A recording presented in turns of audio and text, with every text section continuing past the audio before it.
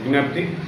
రేపు వినాయక చవితి సందర్భంగా రేపు నిమజ్జనము వికోట టౌన్లో జరగడం జరుగుతుంది. సుమారుగా 17 విగ్రహాలు ఉన్నాయి. మధ్యాహ్నం 2 గంటల నుంచి సాయంత్రం 8 గంటల లోపల నిమజ్జనం అనేది కంప్లీట్ అవుతుంది. దానికి పోలీస్ తరఫున అన్ని జాగ్రత్తలు తీసుకోవడం జరిగింది.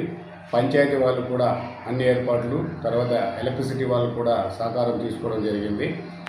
కావున రేపు ఈ ట్రాఫిక్ ఆంక్షలు కూడా విధించడం జరిగింది.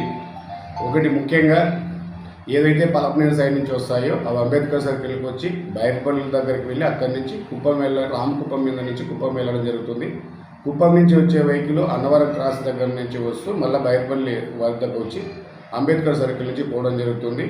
అలాగే ఏవైతే కేజీఎఫ్ బెంగళూరు పోల్చినవి జోన్పల్లి దగ్గర జోన్పల్లి మావత్తూరు నుంచి హైవే ఇక్కడ పోవడం జరుగుతుంది. ఈ విధంగా అన్ని ఏర్పాట్లు చేయడం జరిగింది.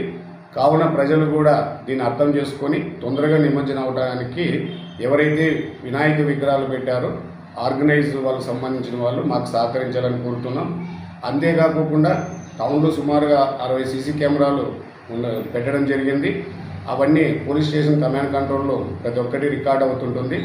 కాబట్టి ఎవరైతే వినాయక విగ్రహాలు పెట్టిన కమిటీ సభ్యులు వాళ్ళ దగ్గర ఉంటూ దాని విగ్రహం తీసుకొచ్చే సందర్భంలో ఆ డీజేలు పెట్టుకొని ఎవరైనా కానీ కొద్దిగా ఇబ్బందికరంగా ప్రవర్తించినట్లయితే వాళ్ళ మీద చాలా కఠినమైన చర్యలు తీసుకోవడం జరుగుతుంది. మంచి ఉద్దేశంతో వినాయక చవితి నిమజ్జనం జరుగుతున్నప్పుడు దానికి అదే ఉద్దేశంతో మంచి సాంప్రదాయబద్ధంగా భక్తి శ్రద్ధలతో జరిపించుకోవాలని ప్రతి ఒక్కరిని కోరుతున్నాం.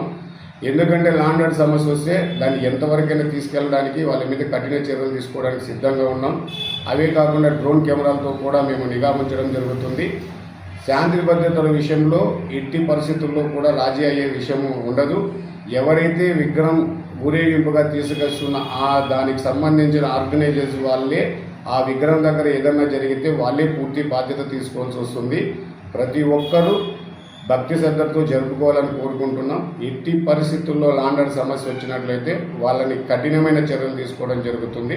కావున ఇదంతా ప్రజలు తర్వాత ఎవరైతే విగ్రహాలు ఊరేగింపుగా తీసుకొస్తున్న ఆర్గనైజర్ వాళ్ళు దీన్ని గుర్తుపెట్టుకొని పద్ధతిగా మంచి సాంప్రదాయబద్ధంలో చేసుకోవాలని, అదే ట్రాఫిక్ వికోటలో ప్రస్తుతం చాలా ఇబ్బందికరంగా ఉంది కాబట్టి దానికి కూడా సహకరించి వీలైనంత తొందరగా నిమజ్జనం కంప్లీట్ చేయాలని మనస్ఫూర్తిగా ఎవరైతే విగ్రహాలు తీసుకొస్తున్న వాళ్ళందరినీ ఆర్గనైజర్స్ వాళ్ళని మనస్ఫూర్తిగా కోరుకుంటున్నాము. కాబట్టి దీనికి ప్రజలు తర్వాత